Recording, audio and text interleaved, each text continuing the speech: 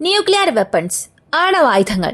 ഈ ഒരു വാക്ക് കേൾക്കുമ്പോൾ റഷ്യ ഉക്രൈൻ യുദ്ധമായിരിക്കും നമ്മുടെ ഓർമ്മയിൽ വരിക. കാരണം രണ്ടാം ലോക മഹായുദ്ധത്തിനു ശേഷം ഒരു ആണവായുധ യുദ്ധം നടക്കാനുള്ള എല്ലാ സാധ്യതയും ഉണ്ടായിരുന്നത് രണ്ട് സംഭവങ്ങളിലായിരുന്നു. ഒന്നാമത്തേത് കോൾഡ് വാറിന്റെ ഉച്ചസ്ഥായിയിലായിരുന്ന അമേരിക്ക റഷ്യയും തമ്മിലുള്ള സംഘർഷം. രണ്ടാമത്തേത് ഇപ്പോ സംഭവിച്ചുകൊണ്ടിരിക്കുന്ന റഷ്യ ഉക്രൈൻ യുദ്ധം. ഈ റഷ്യ ഉക്രൈൻ യുദ്ധത്തിൽ ആണവായുധങ്ങൾ എപ്പോ വേണമെങ്കിലും ഉപയോഗിക്കാം എന്നുള്ള ഒരു ഭയം ലോകം മുഴുവനും അധികമായിക്കൊണ്ടിരിക്കുന്ന സമയത്ത് ഇപ്പോ പുതുതായി ഒരു പ്രശ്നം ഉയർന്നു വന്നിട്ടുണ്ട്. നമ്മുടെ ഭൂമിയിൽ ആണവായുധങ്ങൾ പൊട്ടിത്തെറിച്ചാൽ അത് പെട്ടെന്ന് കണ്ടെത്താൻ സാധിക്കും. ഒരു വലിയ തീജ്വാലയുണ്ടാകും. പല കിലോമീറ്ററുകളോളം ഒരു വലിയ വൈബ്രേഷൻ അനുഭവപ്പെടും. പക്ഷെ ഇതേ ആണവായുധങ്ങൾ കൊണ്ടുപോയി ബഹിരാകാശത്ത് വെച്ച് പൊട്ടിത്തെറിപ്പിച്ചാൽ എന്ത് സംഭവിക്കും? ഇതാണ് നമ്മൾ അറിയാൻ പോകുന്നത്. യാതൊരു ശബ്ദവുമില്ലാതെ ഇതുപോലുള്ള പല കാര്യങ്ങൾ റഷ്യ ബഹിരാകാശത്ത് ചെയ്യാൻ തുടങ്ങിയിട്ടുണ്ട്. ഇവയെക്കുറിച്ചെല്ലാം ഈ ഒരു വീഡിയോയിലൂടെ വിശദമായി അറിയാം.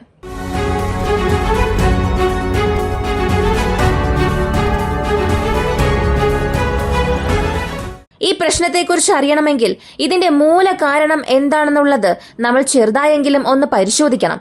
എങ്കിൽ മാത്രമേ ഇപ്പോൾ സംഭവിച്ചുകൊണ്ടിരിക്കുന്ന പ്രശ്നങ്ങളുടെ എല്ലാം ഗുരുതരാവസ്ഥ മനസ്സിലാവുകയുള്ളൂ. OST ഔട്ടർ സ്പേസ് ട്രീറ്റി 1967 പ്രധാനപ്പെട്ട ലോകരാജ്യങ്ങൾക്ക് മധ്യേ ഇത് ഒപ്പിടുന്നു.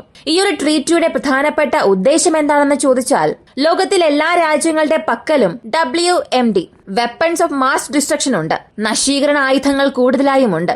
വീണ്ടും പല രാജ്യങ്ങൾ ആണവായുധം നിർമ്മിക്കാനുള്ള ശ്രമങ്ങളും എടുക്കുന്നുണ്ട്. എന്നാൽ അതിൽ അവരെ കൊണ്ട് വിജയിക്കാൻ സാധിക്കുന്നില്ല.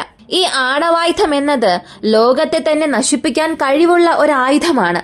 ഹിരോഷിമ നാഗസാക്കിയെ കുറിച്ച് അറിയാവുന്നവർക്ക് ഇത് എത്രത്തോളം ഡെഡ്ലി ആണെന്നുള്ളതും അറിയാൻ കഴിയും. എന്നാൽ ഇങ്ങനെയുള്ള ആണവായുധങ്ങളെ വിക്ഷേപിക്കുക എന്നുള്ളതും അത്ര എളുപ്പമുള്ള കാര്യം അല്ല. ഇപ്പോ ഇന്നുള്ള സാങ്കേതിക വിദ്യ അനുസരിച്ച് നോക്കിയാൽ ഈ ആണവായുധങ്ങൾ അയക്കുന്നത് പെട്ടെന്ന് കണ്ടെത്താൻ സാധിക്കും. എന്നാൽ ആ കാലത്ത് അങ്ങനെയല്ല. കാരണം അപ്പോഴുണ്ടായിരുന്ന റഡാർ സംവിധാനങ്ങളെ കൊണ്ടും അപ്പോഴുണ്ടായിരുന്ന ഉപഗ്രഹങ്ങളെ കൊണ്ടും അകത്തേക്ക് വരുന്ന മിസൈലിനെ അവസാന ഘട്ടത്തിൽ മാത്രമേ കണ്ടെത്താൻ സാധിക്കൂ. പ്രാരംഭഘട്ടത്തിൽ തന്നെ അവയെ കണ്ടെത്താനുള്ള സാങ്കേതിക വിദ്യ ഇല്ലായിരുന്നു. അതുകൊണ്ട് ലോകരാജ്യങ്ങളെല്ലാം ചേർന്ന് ചെയ്തത് ഭൂമിയിൽ നിന്നും അയക്കുന്ന മിസൈൽസ് തന്നെ കണ്ടെത്താൻ ഇത്രത്തോളം പ്രയാസമുള്ളപ്പോൾ ഭൂമി എന്നത് ബഹിരാകാശത്ത് തന്നെ കറങ്ങി നടക്കുന്ന ഒരു കപ്പൽ പോലെയാണ്. അപ്പോ ബഹിരാകാശത്ത് തന്നെ കൊണ്ടുപോയി ആണവായുധം വച്ചാൽ, അല്ലെങ്കിൽ ബഹിരാകാശത്ത് നിന്നും ഒരു ആണവായുധം ഭൂമിയെ ആക്രമിക്കുന്നത് പോലെ പ്രോഗ്രാം ചെയ്താൽ അത് ആരെ കൊണ്ടും കണ്ടെത്താൻ സാധിക്കില്ല. അപ്പോ ഞാൻ കാരണം നിനക്ക് പ്രശ്നം വരാൻ പാടില്ല, നീ കാരണം എനിക്കും പ്രശ്നം വരാൻ പാടില്ല എന്നതിനു വേണ്ടി ഇങ്ങനൊരു ട്രീറ്റി ഉണ്ടാക്കി. ഇപ്പോ അത് വീണ്ടും ഒരു ശ്രദ്ധാകേന്ദ്രമായി. ഇതിന് പ്രധാന കാരണം റഷ്യ 2023, 24, 25 ഈ കാലഘട്ടങ്ങളിൽ പ്രധാനപ്പെട്ട 3 റോക്കറ്റ്സ് വിക്ഷേപിച്ചു. ഇവർ എന്തിനു വേണ്ടിയാണ് ഇത് വിക്ഷേപിച്ചത്? കാരണം എന്താണെന്ന് നോക്കിയാൽ അത് വളരെ ലളിതമാണ്. ആന്റി സാറ്റലൈറ്റ് ഓപ്പറേഷൻസിനു വേണ്ടി, ഞങ്ങളുടെ ഭാവിയിലെ മിലിറ്ററി ഇന്റലിജൻസ് ഓപ്പറേഷൻസിനു വേണ്ടിയാണ് ഞങ്ങൾ ഈ ഒരു സാറ്റലൈറ്റ്സ് വിക്ഷേപിച്ചത് എന്ന് റഷ്യ പറയുന്നു. എന്നാൽ അത് വെറും ആന്റി സാറ്റലൈറ്റ് ഓപ്പറേഷന് വേണ്ടി മാത്രം അയച്ച മിസൈൽ അല്ല. ഇപ്പോ അതിനെക്കുറിച്ച് വീണ്ടും പല ഞെട്ടിപ്പിക്കുന്ന സത്യങ്ങളാണ് പുറത്തു വരുന്നത്. ഈ വിവരങ്ങളെക്കുറിച്ച് അറിയുന്നതിന് മുൻപ് മറ്റൊരു കാര്യം നിങ്ങളോട് പറയാൻ ആഗ്രഹിക്കുന്നു. ഈ ആണവായുധം എന്നത് നമ്മുടെ ഭൂമി നശിപ്പിക്കാൻ കഴിവുള്ള ഒരു ആയുധമാണ്. എന്നാൽ ഭൂമിയിൽ നിന്നും അയക്കുന്ന ആണവായുധങ്ങൾ എത്രത്തോളം നാശമാണോ വിതയ്ക്കുന്നത്, അതിലും പല മടങ്ങ്, 100 മടങ്ങോളം നാശം ബഹിരാകാശത്തു നിന്നും അയക്കുന്ന ആണവായുധങ്ങളെ കൊണ്ട് നൽകാൻ സാധിക്കും. ഇപ്പൊ ഭൂമിയിലല്ലാതെ എന്തിന് ബഹിരാകാശത്ത് കൊണ്ടുപോയി ആണവായുധം വയ്ക്കണം? വളരെ സിമ്പിളായ റീസൺ ആണ്. ഇപ്പോ റഷ്യ ഒരു ആണവായുധ മിസൈൽ വിക്ഷേപിക്കുന്നു എന്ന് കരുതുക. അത് അമേരിക്കയിൽ ചെന്ന് ആക്രമിക്കണമെങ്കിൽ 18 മുതൽ 20 മിനിറ്റ് വരെ എടുക്കും അതിന്റെ ടെർമിനൽ ഫേസ് റീച്ച് ചെയ്ത് വരണമെന്നുണ്ടെങ്കിൽ. ICBM ബാലിസ്റ്റിക് മിസൈൽസോ അല്ലെങ്കിൽ മറ്റേതെങ്കിലും ഇന്റർമീഡിയം റേഞ്ചുള്ള ബാലിസ്റ്റിക് മിസൈൽസോ ഉപയോഗിച്ച് അമേരിക്കയെ റഷ്യ ആക്രമിക്കും. ഇതേ അവസ്ഥ തന്നെയാണ് തിരികെയും. എന്നാൽ യാതൊരു ബന്ധവുമില്ലാതെ സൈലന്റായി ലോ എർത്ത് ഓർബിറ്റിൽ നിന്നും ഒരു ചെറിയ ഉൽക്ക വീഴുന്നത് പോലെ ഒരു ആണവായുധം വന്ന് ഭൂമി ആക്രമിച്ചാൽ അത് ഏതൊരു റഡാർ സംവിധാനത്തെ കൊണ്ടും കണ്ടെത്താൻ സാധിക്കില്ല. തീർച്ചയായും സാധിക്കില്ല. ഇനി ഇതൊരു ഭാഗത്ത് മാറ്റിവെച്ചിട്ട് ബഹിരാകാശത്തിൽ ഉപഗ്രഹങ്ങളുണ്ട്. മിലിറ്ററി ഇന്റലിജൻസിനു വേണ്ടി ഉപഗ്രഹങ്ങളുണ്ട്. അതുപോലെ കാലാവസ്ഥയ്ക്കു വേണ്ടിയും പൊതുമേഖലയ്ക്ക് സഹായം ചെയ്യുന്നത് പോലെ സിവിലിയൻ പർപ്പസിന് വേണ്ടി ഒരുപാട് സാറ്റലൈറ്റ്സ്, ഇന്റർനെറ്റിനു വേണ്ടിയും ലക്ഷക്കണക്കിന് സാറ്റലൈറ്റ്സ് ബഹിരാകാശത്തുണ്ട്. ഇതെല്ലാം അറിയാവുന്ന കാര്യമാണ്. ഇപ്പൊ ഭൂമിയിൽ ഒരു സ്ഫോടനം നടന്നാൽ നമുക്കത് അറിയാൻ സാധിക്കും. ആണവായുധം പൊട്ടിത്തെറിച്ചാൽ മനസ്സിലാകും. എന്നാൽ ഇതുപോലൊരു സ്ഫോടനം ബഹിരാകാശത്തുണ്ടാകുമ്പോൾ ഇപ്പോ പറഞ്ഞ ഇത്രയും സാറ്റലൈറ്റ്സും ആകാശത്തുണ്ടല്ലോ, അവയെ എല്ലാം തകിട്ട് പൊടിയാക്കാൻ സാധിക്കും. ഈ എർത്തിന് മുകളിലുള്ള അറ്റ്മോസ്ഫിയർ, ഈ അന്തരീക്ഷ മണ്ഡലം നമ്മൾ കടന്നാൽ ബാക്കിയുള്ളവ പൂർണ്ണമായും ഒരു വാക്യൂം പോലെയാണ്, ഒരു ശൂന്യമായ സ്ഥലമാണ്. അവിടെ കാറ്റുണ്ടാകില്ല, ഗുരുത്വാകർഷണം ഉണ്ടാകില്ല, സീറോ ഗ്രാവിറ്റി സോൺ ആണ്. അപ്പോ അവിടെ ആണവായുധം പൊട്ടിത്തെറിച്ചാൽ സംഭവിക്കുന്നത്, ആണവായുധം പൊട്ടിത്തെറിച്ചതിന് ശേഷം അതിന്റെ പ്രത്യാഘാതം മൂലം അവിടെ വലിയൊരു തീജ്വാല ഉണ്ടാകില്ല. കാരണം അവിടെ ഓക്സിജൻ ഇല്ല, അതുകൊണ്ട് അവിടെ തീ ഉണ്ടാകില്ല. അതുപോലെ അവിടെ എയർ മോളിക്യൂൾസ് ഇല്ലാത്തതുകൊണ്ട് ഈ പ്രകാശ തരംഗങ്ങൾ, അതിന്റെ ശബ്ദ തരംഗങ്ങൾ അല്ലെങ്കിൽ ഷോക്ക് വേവ്സ് എവിടേക്കും ട്രാവൽ ചെയ്യില്ല. എന്നാൽ ഇതിന്റെ ഇലക്ട്രോ മാഗ്നറ്റിക് വേവ്സ് അതിനെ കൊണ്ട് വളരെ എളുപ്പത്തിൽ പടരാൻ സാധിക്കും. ഇങ്ങനെ വ്യാപിക്കുന്ന ഇലക്ട്രോ മാഗ്നറ്റിക് വേവ്സ് കാരണം ഒരു വലിയ പ്രശ്നം ഈ മുഴുവൻ കമ്മ്യൂണിക്കേഷൻ നെറ്റ്വർക്കിലും സൃഷ്ടിക്കാൻ സാധിക്കും. അപ്പോ ഒരാണവായുധം ആകാശത്ത് പൊട്ടിത്തെറിച്ചാൽ മുഴുവൻ ലോകത്തിന്റെയും ആശയവിനിമയ ഉപകരണങ്ങൾ, ആ ശൃംഖല മുഴുവനും പൊളിയും. ഇങ്ങനെ നടന്നാൽ എന്തായിരിക്കും സംഭവിക്കുക? ഇപ്പോ റഷ്യ അല്ലെങ്കിൽ അമേരിക്ക ഒരു മിസൈൽ ഇങ്ങനെ അയക്കുകയും ബഹിരാകാശത്ത് വെച്ച് അത് പൊട്ടിത്തെറിക്കുകയാണെങ്കിൽ ആന്റി സാറ്റലൈറ്റ് ഓപ്പറേഷൻ അവിടെ ഒറ്റ ബട്ടണിൽ തന്നെ അവസാനിക്കും. ഇങ്ങനെ അവസാനിച്ചാൽ താഴെയുള്ള രാജ്യങ്ങൾക്ക്, ഏതൊരു രാജ്യത്തിനും ഒരു കമ്മ്യൂണിക്കേഷനും ഉണ്ടാകില്ല.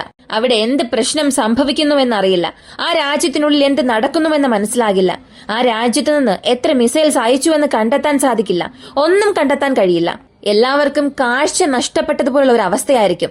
കാരണം എല്ലാ കമ്മ്യൂണിക്കേഷനും കട്ടാകും. അപ്പോ ബഹിരാകാശത്ത് കൊണ്ടുപോയി ഒരു ആണവായുധം വയ്ക്കുന്നതിന്റെ പ്രധാനപ്പെട്ട കാരണം ഈ കമ്മ്യൂണിക്കേഷൻ ഡിവൈസസിനെ തകരാറിലാക്കുന്നതിന് വേണ്ടിയാണ്. ഇങ്ങനെ അമേരിക്ക ഒരുപാട് തവണ ടെസ്റ്റ് ചെയ്തിട്ടുണ്ട്. ഔട്ടർ അറ്റ്മോസ്ഫിയറിൽ പോയി ഹവായിക്ക് മുകളിൽ ആണവായുധം പൊട്ടിത്തെറിപ്പിച്ചു, 400 കിലോമീറ്ററിന് മുകളിൽ.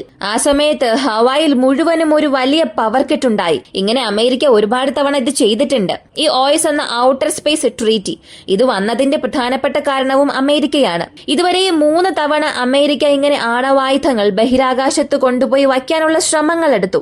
എപ്പോഴെല്ലാമാണെന്ന് നോക്കിയാൽ പ്രോജക്ട് ആർഗസ് 1958 അമേരിക്ക 3 അണുബോംബുകൾ അധിക ദൂരത്തിൽ പൊട്ടിത്തെറിപ്പിക്കുകയും എർത്തിന്റെ കാന്തിക മണ്ഡലത്തിൽ എങ്ങനെ ഒരു മാറ്റമാണ് അത് കാരണം ഉണ്ടാവുക എന്നുള്ളത് പ്രാക്ടിക്കലായി തന്നെ നിരീക്ഷിച്ചു.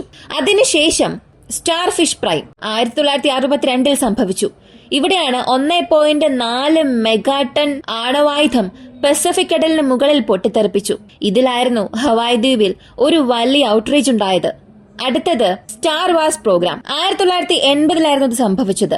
റേഗന്റെ സ്ട്രാറ്റജിക് ഡിഫൻസ് ഇനിഷ്യേറ്റീവ് എന്നതിനെ പറയാം. ഇതുപോലെ ഭൂമിയുടെ മുകൾ ഭാഗത്ത് ആണവായുധത്തെയും ലേസർ വെപ്പൺസിനെയും പറപ്പിച്ച് സോവിയറ്റിന്റെ ICBMസിനെ കൗണ്ടർ ചെയ്യണമെന്നുള്ളത് ഇദ്ദേഹത്തിന്റെ വലിയൊരു സ്വപ്നമായിരുന്നു. എന്നാൽ അവസാനം വരെയും ഇത് പേപ്പർ വർക്കിൽ നിന്ന് പ്രോജക്റ്റിലേക്ക് വന്നില്ല. ഇങ്ങനെ അമേരിക്ക ഇതിനു മുൻപ് 3 തവണ ഇതുപോലെ ശ്രമിച്ചിട്ടുണ്ട്. അതിലവർക്ക് ഒരു ഭാഗികമായ വിജയവും ലഭിച്ചു. ഇതിനുശേഷമായിരുന്നു OST ഉണ്ടായത്.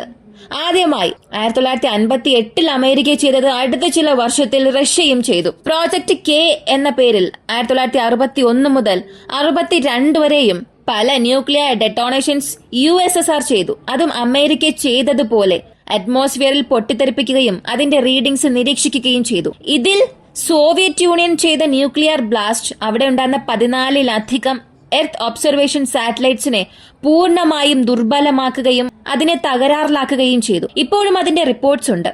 അടുത്തത് ഫ്രാക്ഷണൽ ഓർബിറ്റിംഗ് ബോംബിറ്റൽ സിസ്റ്റം 1980കളിൽ ഇതിന്റെ ജോലി സോവിയറ്റ് യൂണിയൻ ആരംഭിച്ചു. പക്ഷെ ഇതിന്റെ പ്രധാനപ്പെട്ട ആശയം ഇതൊരു ആന്റി സാറ്റലൈറ്റ് ഓപ്പറേഷൻസിനു വേണ്ടി ബ്ലൈൻഡ് ചെയ്യാൻ വേണ്ടി മാത്രമല്ല ഉപയോഗിക്കുന്നത്. നമ്മുടെ തലയ്ക്ക് മുകളിൽ ഒരു കത്തി തൂങ്ങിക്കിടക്കുമെന്നൊക്കെ പറയാറില്ലേ, അതുപോലെ ഭൂമിക്ക് പുറത്ത് ഒരു റോക്കറ്റ് അല്ലെങ്കിൽ ഇതുപോലുള്ള സാറ്റലൈറ്റ്സിനെ ഫയർ ചെയ്ത് അതിൽ ഒരു ആണവായുധത്തെ വയ്ക്കുകയും ആവശ്യം വരുമ്പോൾ അതിന്റെ എൻജിൻസ് ഓൺ ചെയ്ത് നേരിട്ട് ഭൂമിയിൽ ഏത് പ്രദേശത്ത് കോർഡിനേറ്റ്സ് നൽകുന്നോ അവിടേക്ക് വന്നത് ആക്രമിക്കും. ഇതാണ് പ്രധാന പദ്ധതി.